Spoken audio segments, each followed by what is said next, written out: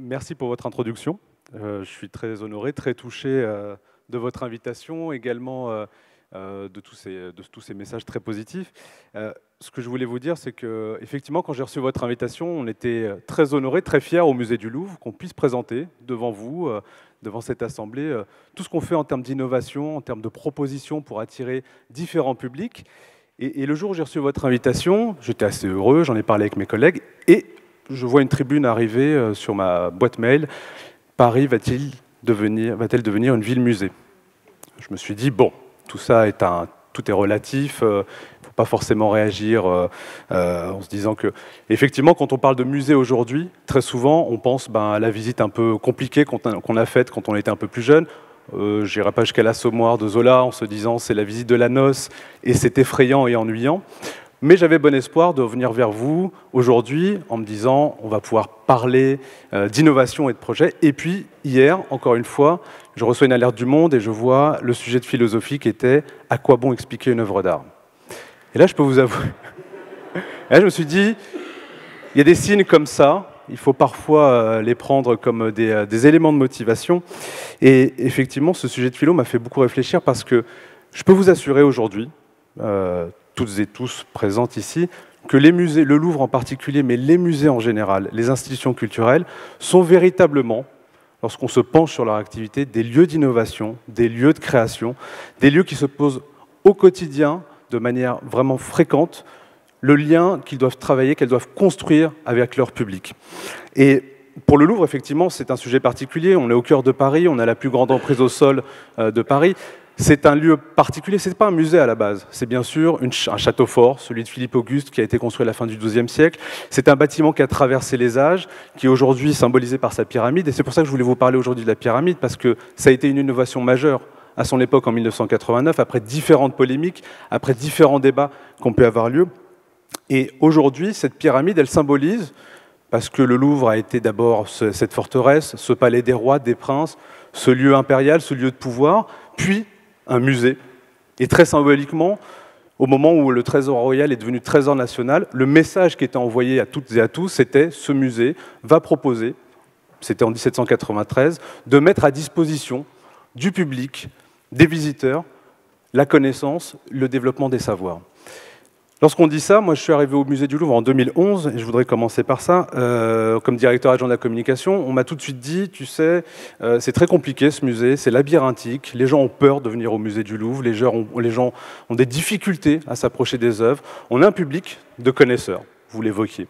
Ce public-là, il vient, je pense que peut-être parmi vous, on va en discuter, certains viennent régulièrement, mais il y a tout un public, une frange de la population, qui lorsqu'elle vient au Louvre, c'est soit par obligation, parce que c'est l'école, parce que c'est la sortie scolaire, soit lorsqu'elle vient, c'est pousser les portes en se disant « je ne sais pas si c'est vraiment tout à fait pour moi, ce lieu. Qu'est-ce qu'il va m'en rester? Est-ce que je vais comprendre? Je vais me retrouver devant les noces de Cana, je vais me retrouver devant le sacre de Napoléon. À quoi bon expliquer une œuvre d'art, effectivement? Expliquer énormément de choses dans une époque où on est dans une quête de sens perpétuelle et on a énormément de difficultés justement, à donner des repères, à donner des explications sur ce qui se passe aujourd'hui, ce qui peut se passer demain et ce qui va se passer hier. Ce que je vais essayer de vous présenter assez rapidement, puisqu'on a le déjeuner juste après, c'est que on parlait d'attirer les jeunes publics. Moi, j'ai voulu mettre ça en lien avec les 30 ans de la pyramide que nous fêtons cette année. Justement parce qu'elle était ce symbole, cette innovation qui a influencé le monde entier. À l'époque, un musée ne s'interrogeait pas trop sur ses accès, sa billetterie, les commodités, la bagagerie.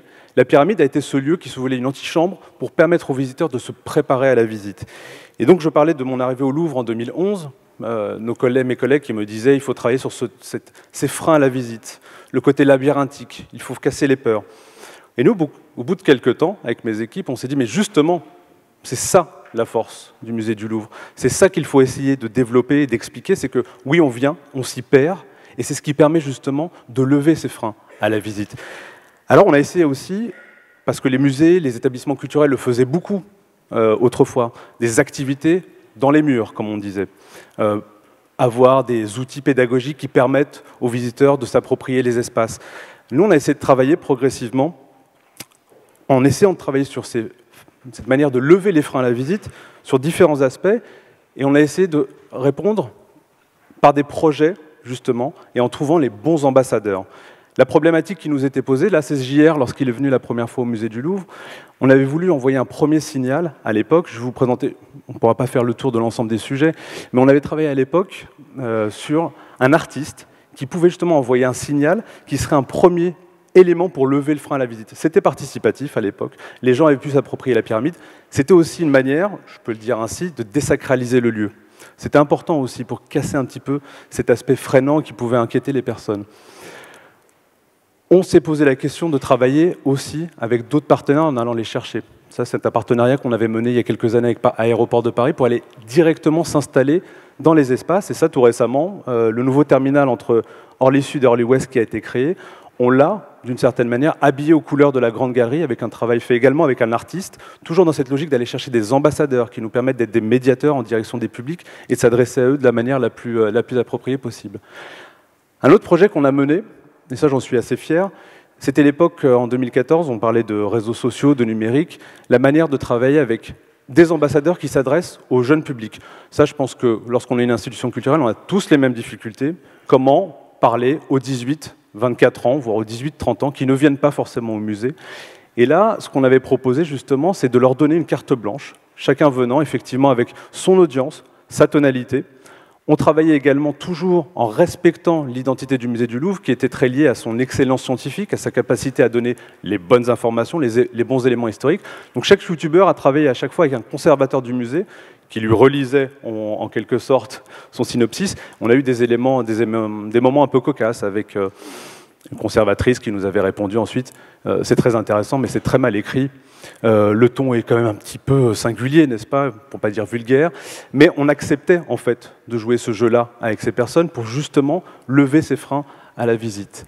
Et puis bien sûr, on en avait parlé, lorsqu'on fait un tel projet avec une artiste telle que Beyoncé, des artistes tels que Beyoncé et Jay-Z, effectivement on prend un risque, on se pose des questions, mais on sait également qu'il s'agissait de deux personnes qui étaient venues régulièrement au musée du Louvre, pour la petite histoire, qui étaient venues 4-5 fois visiter le musée du Louvre, à chaque fois pour des visites de 2 à 3 heures. Et lorsqu'ils nous ont proposé justement, d'une certaine manière, d'être les ambassadeurs du musée, on savait également qu'ils allaient nous permettre de toucher, à travers leur art, puisque le Louvre a toujours été aussi, on le redit régulièrement, une maison des artistes vivants. Le Louvre a été pensé tel quel, à l'époque au XVIIIe siècle, au XIXe, avec des artistes qui ont pu passer comme Delacroix ou plus tard Picasso et Braque.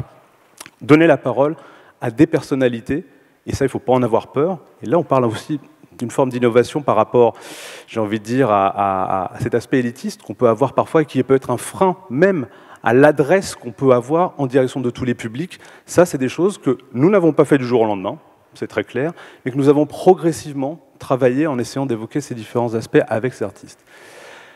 Le musée du Louvre, je vous ai mis quelques chiffres, je vous laisserai la présentation, mais la problématique lorsqu'on parle d'innovation au sein du Louvre, c'est un domaine très vaste. C'est un palais, c'est aussi le jardin des Tuileries, de Saint-Germain-l'Auxerrois jusqu'à la place de la Concorde. Ce sont des œuvres que nous devons mettre à disposition du public, ce sont des expositions temporaires. Je vous ai remis un petit peu quelques éléments de situation, mais c'est aussi une marque. Et ça, c'est quelque chose, j'ai envie de dire, que nous avons appréhendé de manière progressive. C'est une marque culturelle, une marque scientifique. Ça, au sein du musée du Louvre, il y a à peu près 300 personnels destinés au travail scientifique. Donc il y a des partenariats qui sont noués avec des musées en province et en région. C'est une marque historique, mais progressivement, pour diverses raisons, en communication et en marketing, d'un point de vue commercial et de développement, vous parliez beaucoup d'aspects financiers juste avant dans vos interventions, il nous est demandé de pourvoir et de développer aussi les ressources financières de l'établissement parallèlement à la subvention de l'État, parce que le premier mécène du musée du Louvre, ça reste l'État. Et cette marque, j'ai envie de dire, elle s'est incarnée aussi par le déploiement territorial. En termes d'innovation, il s'agissait pour nous, parce que c'était un souhait qui avait été porté par le président de la République dans les années 2000, le président Jacques Chirac, d'aller au-devant des publics dans les territoires les plus compliqués. Ici, c'est le Louvre-Lens, un des territoires qui a le plus souffert, le territoire autour de Lens qui est le plus souffert, qui souffre le plus d'une déshérence économique. Il s'agissait aussi pour nous d'être sur ce territoire pour dynamiser le territoire, pas seulement d'apporter de la culture, puisque c'est un territoire qui a aussi, la région de Nord-Pas-de-Calais, énormément d'atouts, énormément de musées, mais de voir comment cet établissement, ce lieu que nous portons aujourd'hui, qui est vraiment une branche du musée du Louvre, pouvait permettre justement de redynamiser un territoire. Autre projet qui nous a amené à repensé notre manière de fonctionner et qui nous a amené de plus en plus vers une stratégie de marque, en quelque sorte. C'est le Louvre Abu Dhabi qui, là aussi, est totalement différent, mais qui nous a permis de nous déporter, de décentrer notre regard, d'aller au-devant des publics du Moyen-Orient, mais également, parce que ce sont les premiers visiteurs, les Indiens, les Chinois et les publics en provenance de l'Asie du Sud-Est qui viennent très peu au musée du Louvre. Donc c'est une manière aussi de nous présenter au monde entier lorsque nous nous installons, lorsque nous prêtons à travers une licence de marque le nom Louvre. Et là aussi, il ne s'agit pas seulement de appeler ce lieu Louvre Abu Dhabi, mais également de travailler à toute la dynamique. Qu'est-ce que ça veut dire le Louvre dans ce lieu? Les valeurs universelles, travailler avec les partenaires sur les conditions de travail sur les chantiers, c'est des aspects que nous avons énormément évoqués avec eux, la présentation des œuvres, les collections, etc., tous ces aspects. Je voulais vous parler très rapidement des 30 ans de la pyramide. Oui, c'était une innovation très importante à l'époque, en 1989. Paye, justement, l'architecte de la pyramide, est décédé tout récemment. Nous avons pu lui rendre hommage. Et ce que nous avons voulu faire à travers ces 30 ans de la pyramide qui vont être célébrés, qui sont célébrés actuellement de mars 2019 jusqu'à la fin de l'Expo Léonard de Vinci en février 2020, c'est une année de festivité où justement nous proposons de travailler avec l'ensemble des publics à travers différents événements. Et la première chose qu'on a voulu faire, c'est de rappeler ce qu'était, puisqu'on parle d'innovation, ce qu'était le musée du Louvre à l'époque.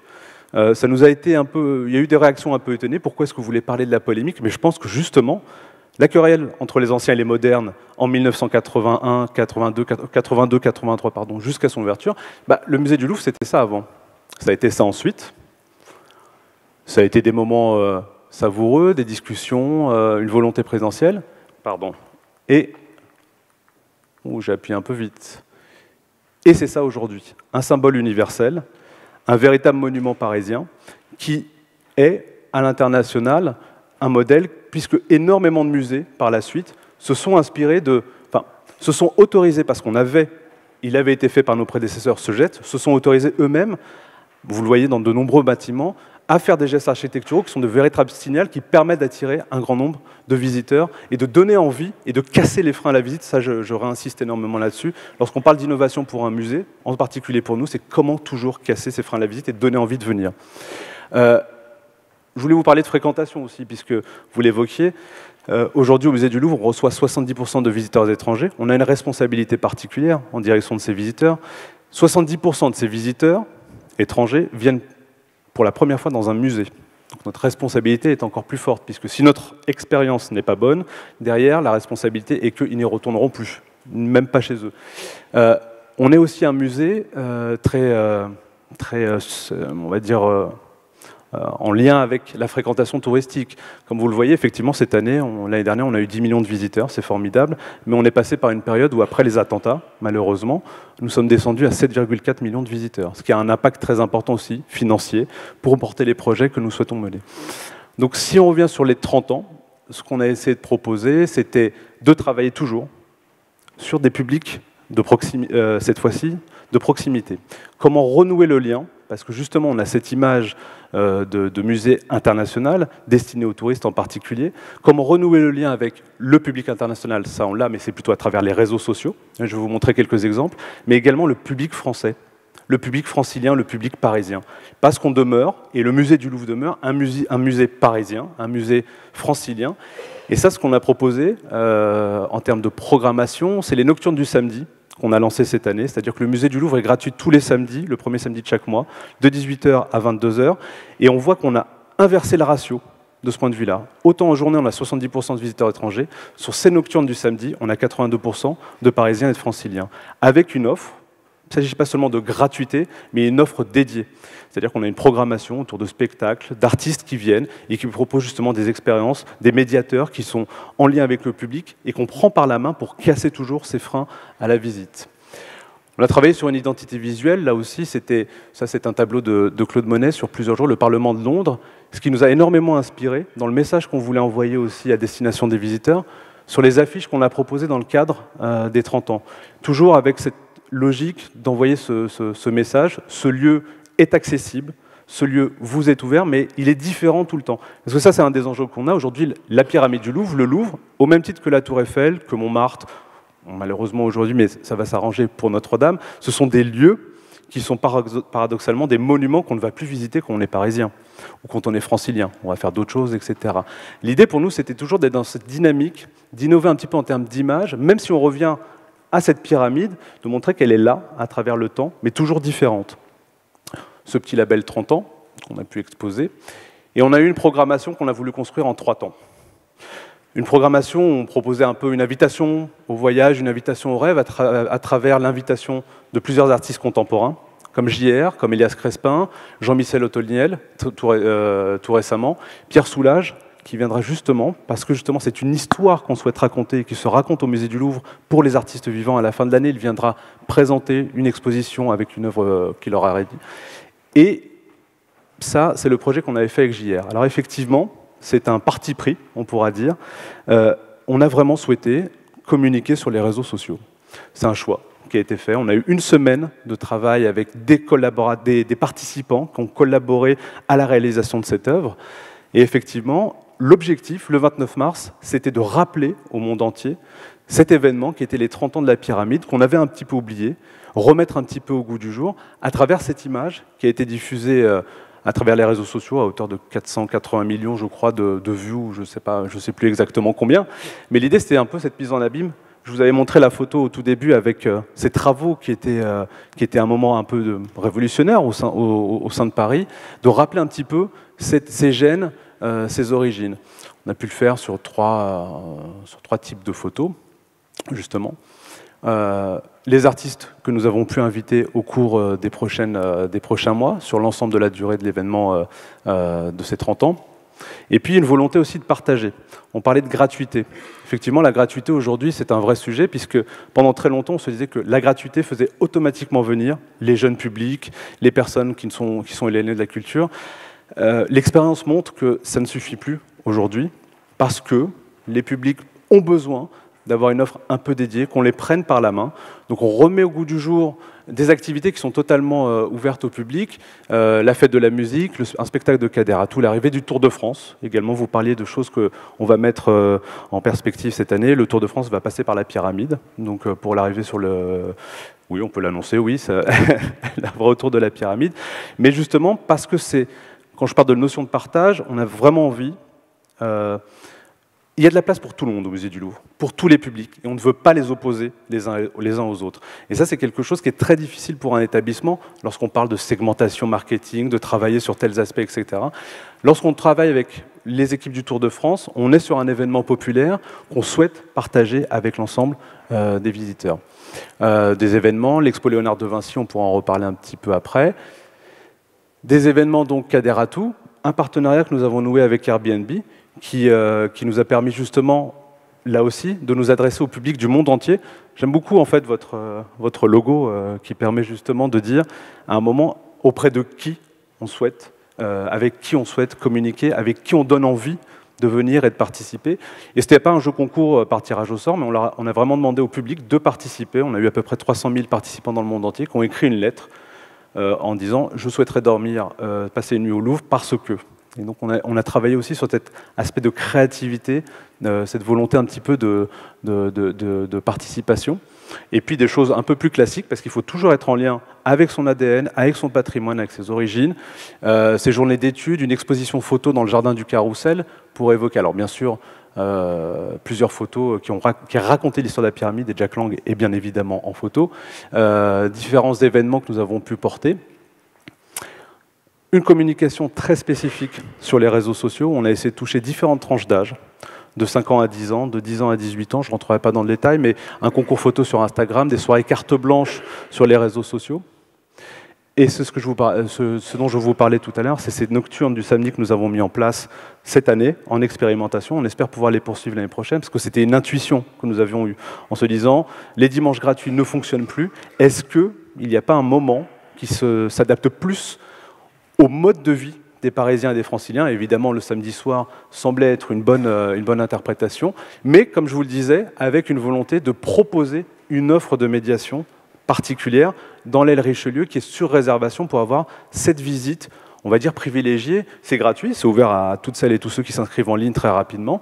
On a à peu près 3000 personnes, et donc des conditions de visite qui sont vraiment très privilégiées. Enfin, je conclurai par ça, je pense qu'on est dans les temps. On profite aussi de cette période pour, je vous parlais de marque au sens commercial, pour déployer une série de produits dérivés, des choses très basiques, des tote bags, des pins, mais évidemment aussi des partenariats que nous avons souhaité très diversifiés. Là encore, quand on parle d'attirer l'ensemble des publics, nous on croit vraiment, ça me fait penser, et je conclurai presque par cela, à quoi bon expliquer une œuvre d'art. On pense vraiment aussi que l'entrée produit, l'entrée commerciale d'une certaine manière, permet aussi une première approche avec le monde de l'art. Typiquement, là, il s'agit de partenariats qu'on a pu mener avec JR autour de Skate Room, de Bernardo, de différents produits. On a fait un palais d'été, avec le palais d'été, on a fait un thé spécifique côté Louvre, côté cour, côté jardin, avec le jardin des Tuileries. Et là, c'est notre dernière activité. On a beaucoup travaillé avec les équipes de Swatch pour proposer justement une montre qu'on peut, en fait, vous venez, on a choisi 4 œuvres. Archibaldo, il y a une œuvre il y a le Sacre de Napoléon, et les personnes viennent, c'est vraiment un projet très spécifique de Swatch, où on peut positionner son œuvre sur le tableau, et on a une œuvre totalement originale, puisque en fait, en fonction de l'endroit où on la met, et ce qu'on a pu voir, parce qu'on observe ça ensuite, c'est que les publics, ils passent pratiquement 3/4 d'heure. Ils cherchent, typiquement, moi j'y ai passé une demi-heure, le Sacre de Napoléon, j'y ai passé une demi-heure, j'ai pris ce tableau, chacun ses goûts, j'y ai passé une demi-heure, et des détails de l'œuvre. Pourtant, ce tableau, je pense que je l'ai vu une bonne centaine de fois, je suis passé devant. Il y a énormément de choses que je n'avais jamais repérées. Et pour nous, c'est une clé aussi, avec concomitamment ce besoin de développement des ressources financières qui font partie des missions qu'on doit mener, est une bonne entrée aussi pour attirer les publics à travers une marque assez jeune, assez dynamique, pour en parler. Je vous remercie de votre attention, parce que je pense qu'on est dans les délais. Et